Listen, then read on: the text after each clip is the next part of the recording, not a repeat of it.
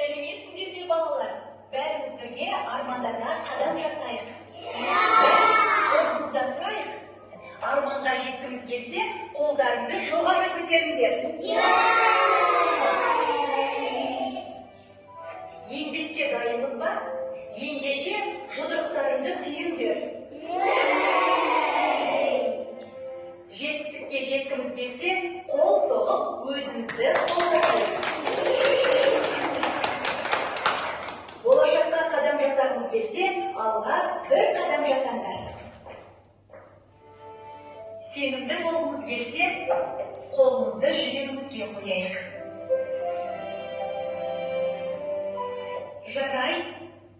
Жарайсыңдар балалар, отыра қояйық, отыра қояйық.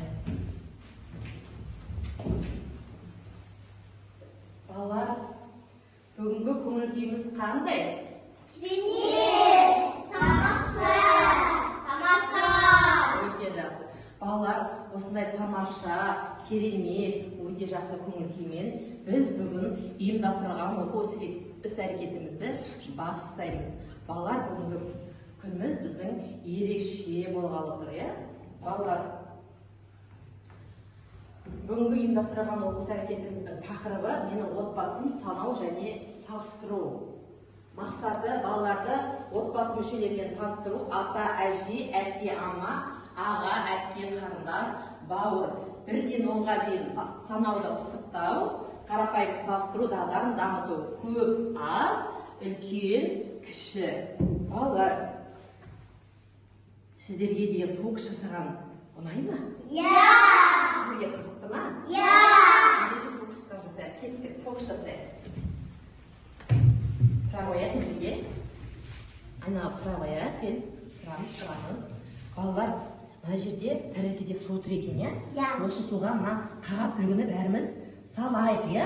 Сол кезде бізде қандай сурет шығады екен? Салайықшы бәріміз? Байқап қарайықшы. Ой, керемет. Жайлап, енді байқайық. Жайлап байқайық. Жайлап шығып келе жатыр екен, иә? Қара, жайлап байқайық. Жайлап фокусымыз шығып келе жатыр екен.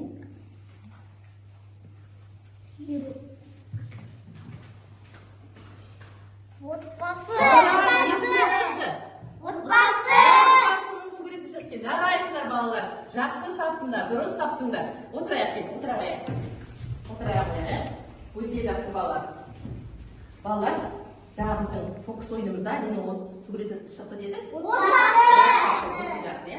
Ендеше балалар, тақтаға назар аударайық. Сәлеметсіздер ме оқушылар?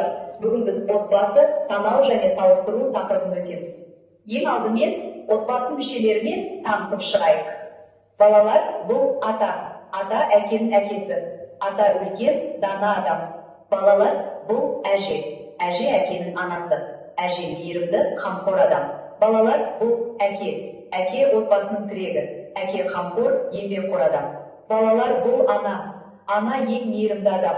Ана бізді дүниеге әкелген ең жақын адам. Балалар, бұл аға үйдегі үлкен ұл.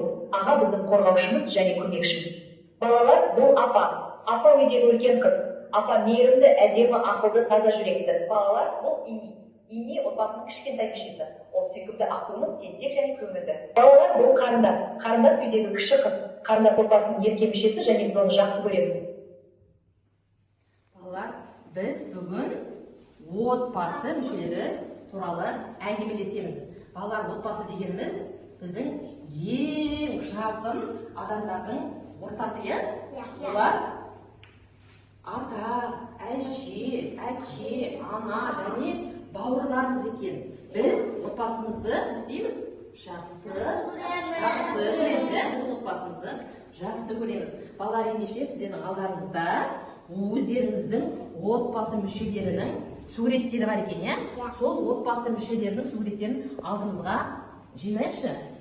Қояйықшы, алдымызға санап қояйық. Бірінші, балалар, бірінші кім үлкен үйде? Ата үлкен екен, атамыздан бастап қояйық. Екінші, әжеміз екен, сосын әкеміз екен, сосын анамыз екен. Өте жақсы.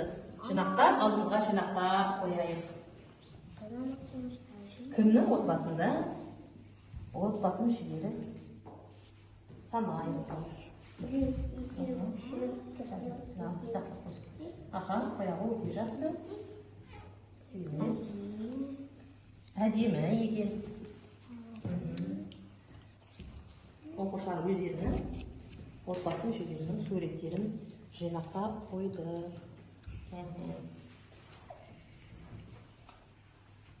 Балалар, біз өзіміздің отбасы мүшелерін жинақтап қойдық та алдымызға. Балалар, отбасында кімдер бар, балалар? Отбасында кімдер бар? Кімдер бар екен отбасында? Әке, ана. Балалар, Аяна, сенің отбасы мүшелеріңде неше адам бар екен? 7 отбасы мүшесі бар екен. Ерке, сенің отбасы мүшесі неше адам бар екен? 8 адам бар екен. Айдын, сенің отбасында неше мүшелер бар екен? 8. Айдында отбасында 8 мүше бар екен, иә? Енді Көркем, сенің отбасы мүшелерің неше екен? 7 отбасы мүшелері бар екен. Жарайсыңдар. Керемет. Жарайсыңдар. Өте жақсы. Балалар, бәріміз сергіту сәтіне шыға қояйық. Келе қойыңыз. Тұрамыз.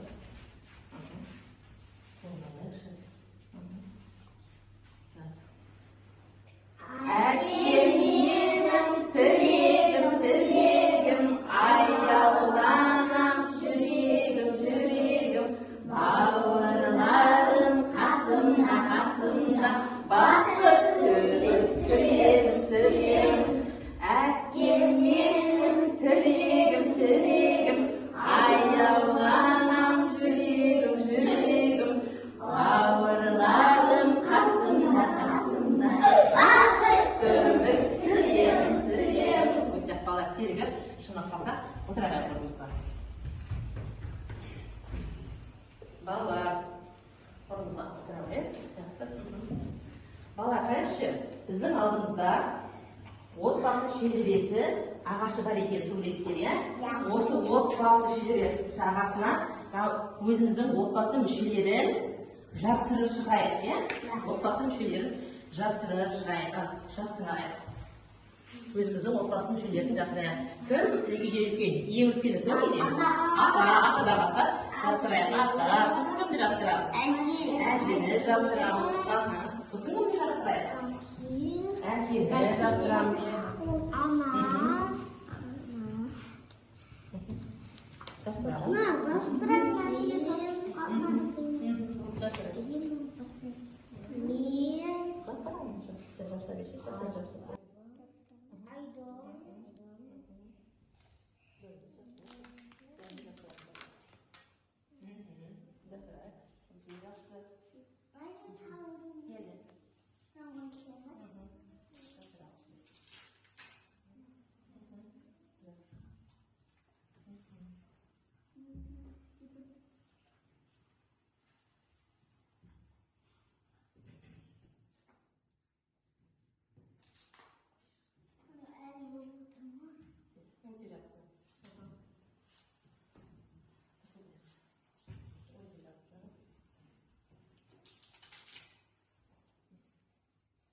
Балалар, әке үлкен бе, әлде бала үлкен бе? Әке! Анасы үлкен бе, әлде қызы үлкен бе? Анасы үлкен. Өте жақсы, керемет, жақсы жауап бердіңіздер бәріңізде. Жарайсыңдар. Балалар, Біздер бүгінгі сабақта не түсіндік? Не туралы айттық? Отбасы. Отбасы туралы айттық. Отбасында кімдер бар екен?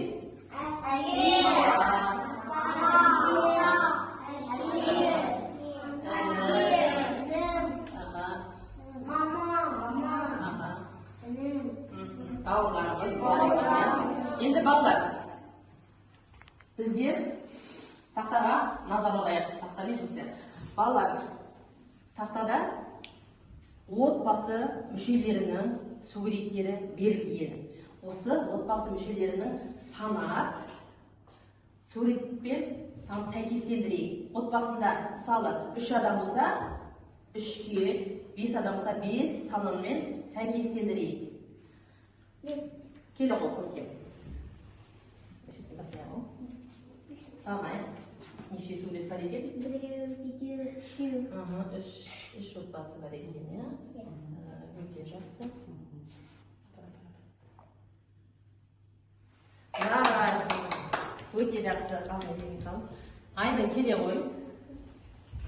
Айдын. Санаймыз. 1, 2, 3, 4, 5, 6. Неше екен? 6 отбасы мүшесі бар екен. Өте жақсы, жарайсың, керемет. Айдын келе ғой. Санайық. 1, 2, 3, 4, 5. Неше отбасы мүшесі бар екен? 5 отбасы мүшесі бар екен. Керемет. Өте жақсы, жарайсың. Ерке келе ғой. Санайық. 1, 2, 3, 4. Неше отбасы мүшесі?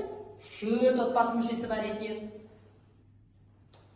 Жарайсың. Раяна келе ғой. Санайық. 1, 2, 3, 4, 5, 6, 7. Жарайсың.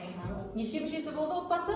7. 7 мүшесі бар екен. Балалар, қарайықшы енді. Біздің ортақ тапсырмамыз дұрыс па екен? Өте жақсы дұрыс екен. Балалар, жарайсыңдар. Сәйкестендіру өте жақсы орындалыңдар. Балалар, бүгін біз не түсіндік? Не туралы айттық? Отбасы. Отбасы мүшелерінде кімдер бар екен? Ата, әке, ана, Бауырларың бар екен, балалар, ендеше біздер бүгінгі ұйымдастырған оқу іс-әрекетімізді толық түсінсек, онда бағдаршамның жасыл түсін басамыз. Ал егер жартылай түсінсек, сары бағдаршамға түсін басамыз. Ал енді сірағымыз бар, түсінбей қалды десеңіздер, онда қызыл түсін басамыз. Саттағали ерке келе ғой. Бүгінгі ұйымдастырған іс-әрекетімізді түсіндің бе? Өте жақсы. Көркем келе ғой, көркем.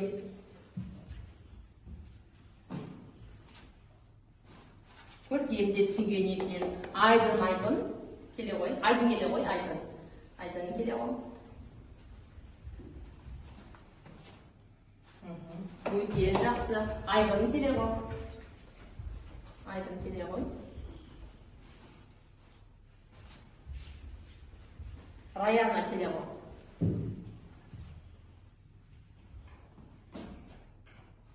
Өте жақсы. Балалар, бүгінгі ұйымдастырған оқу іс-әрекетімізді толық түсінген екенсіздер, сіздерді өздерінің бағалауларың арқылы білдіреді. Балалар, сіздер бүгінгі ұйымдастырған оқу іс-әрекетіне өте жақсы қатыстыңыздар. Сіздерді марапаттаймын. Сіздер керемет, ақылды, қолдарыңыздан бәрі келеді, сіздердің. Бүгінгі сабаққа іс-әрекетімізге өте жақсы белсенді қатысқандарыңыз үшін марапаттаймын.